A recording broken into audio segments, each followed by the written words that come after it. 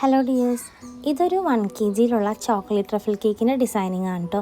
ഇങ്ങനെ കേക്ക് 2 കളറിലാണ് കസ്റ്റമർ ചെയ്യാൻ പറഞ്ഞത്. കളർ കണ്ടിട്ട് തെറ്റിദ്ധരിക്കേണ്ട, ഇതൊരു മോം ടു ബി കേക്കല്ല, ഒരു കുഞ്ഞിൻ്റെ 3rd ബർത്ത്ഡേ കേക്കാണ് കേട്ടോ.